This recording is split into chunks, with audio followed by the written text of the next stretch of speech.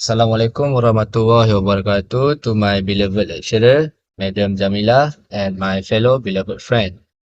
Today, we will present about periodization. At the end of this presentation, the audience will learn about terminologies in sports training, understand phases included in the training, and also differentiate each phases in training. Periodization is to promote long-term training and performance improvement.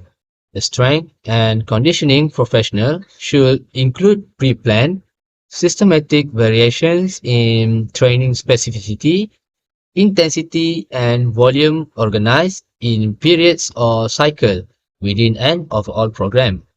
This concept was proposed by Russian physiologist Leo Medvedev in 1960s. Periodization is the systematic planning of athlete or physical training. The purpose of periodization is to reach the best possible performance in the most important competition of the year. In outlining a periodized training plan, the starting point is usually the preparatory period. The manner in which the human body reacts to stress was described by Canadian biologist endocrinologist Hans Selye. There are three-stage response to stress, which is alarm, resistance, and exhaustion.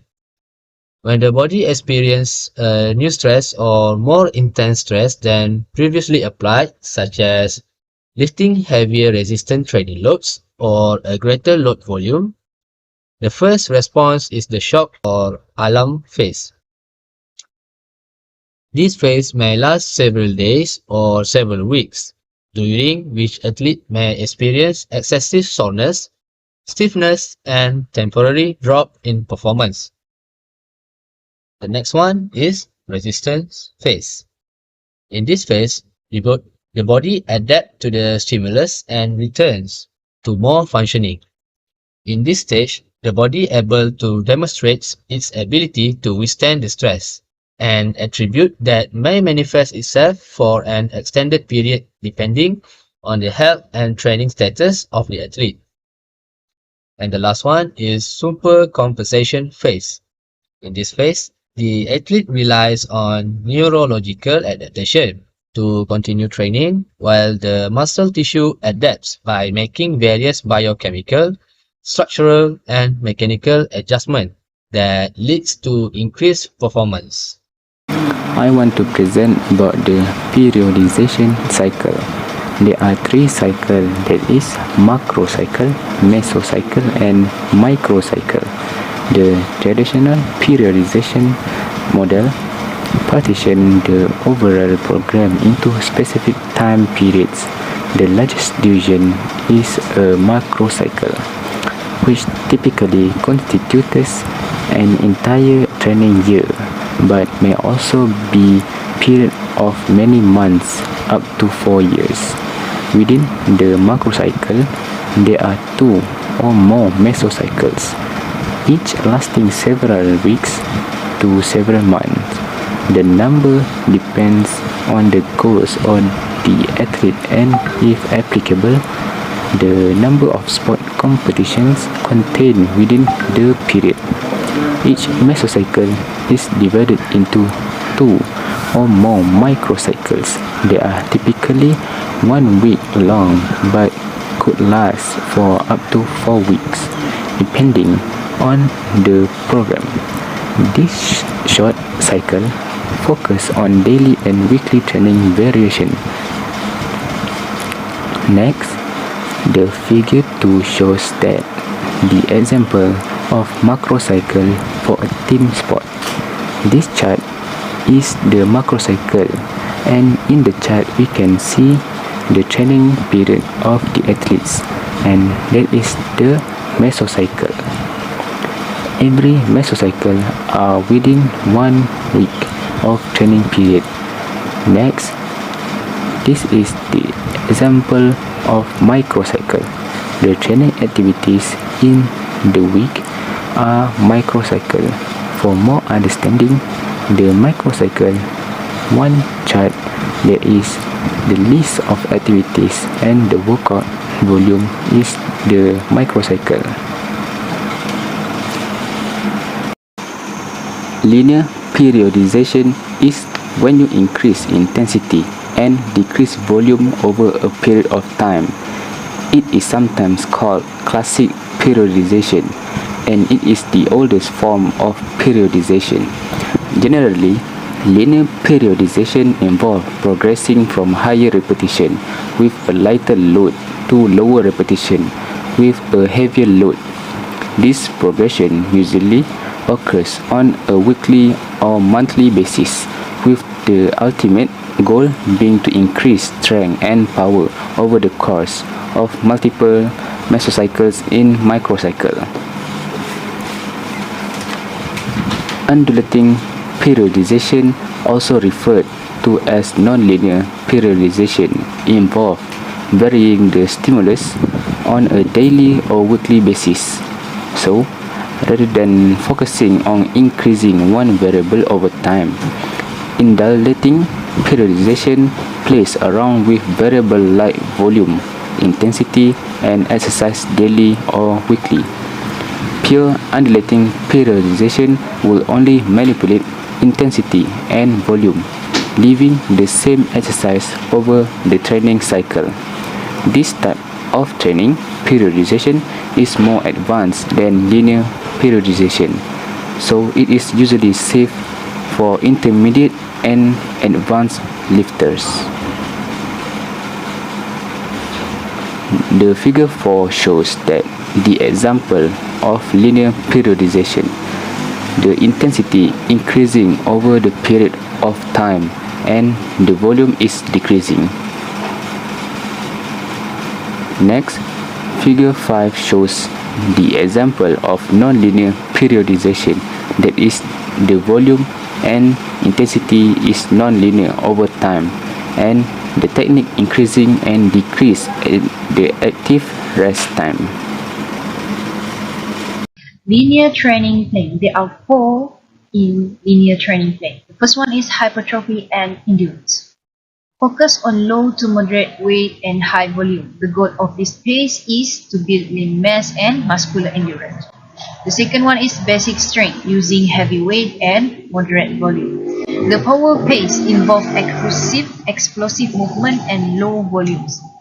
The last one is the transition period. The transition period typically require cutting way back on training intensity and volume, or engaging in active rest like low intensity sports or recreational activities to allow the body to recover before beginning the next macro cycle. Okay, this is example of nonlinear periodization sample. For example, Monday, Wednesday, and Friday. On Monday, the athlete will focus on strength or power training, which is with heavy weight, low repetition, 4 to 6 per set, and 3 to 5 sets per exercise. The workout is ideally built around a big compound movement like the squat or bench press.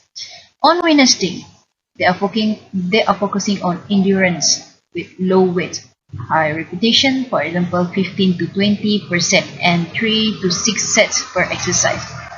Total body moves like the dumbbell squat to press, and body weight move like the walking lunges are smart option for this workout.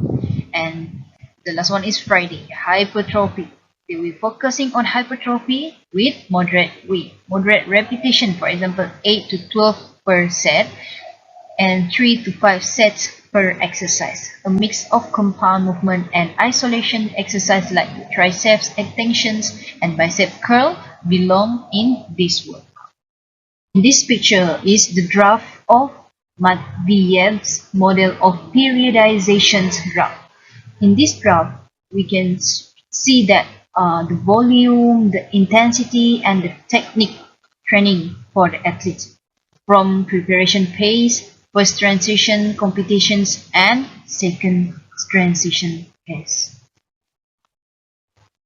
Phases of training. There are 4 phases of training. The first one is preparatory, or known as off-season.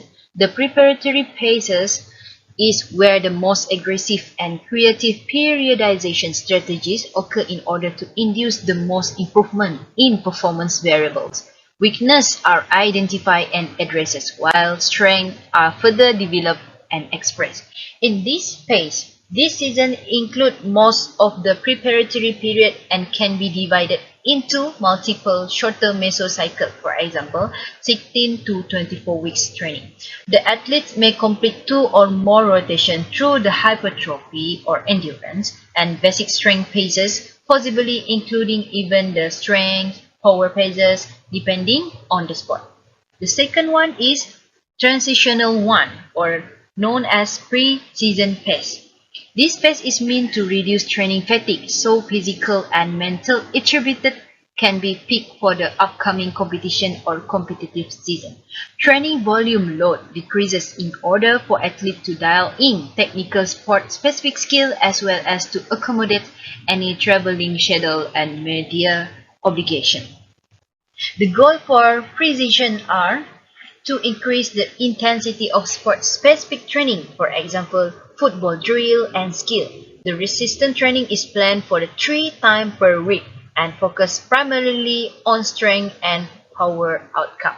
Competition pace. This pace is known as in-season. This pace is dedicated to maintain specific performance variables and to reduce the training effect over the span of a few weeks and months. Proper attention to recovery is needed in between match and game.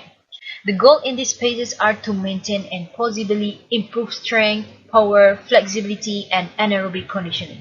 The time constraint of game, skill, and strategy practice and travel result in lower volume of off-court training activity. Resistance training may be limited to 30 minutes, 1 to 3 times per week, consisting of undulating regime of varying volume or relatively high intensity. On day when no resistance training is scheduled, 15 to 20 minutes of various short sprint intervals could be performed once or twice weekly during practice. Speed, agility, and other running conditions can be incorporated into practice time, and flexibility training can be part of the practice and game warm up and cool down.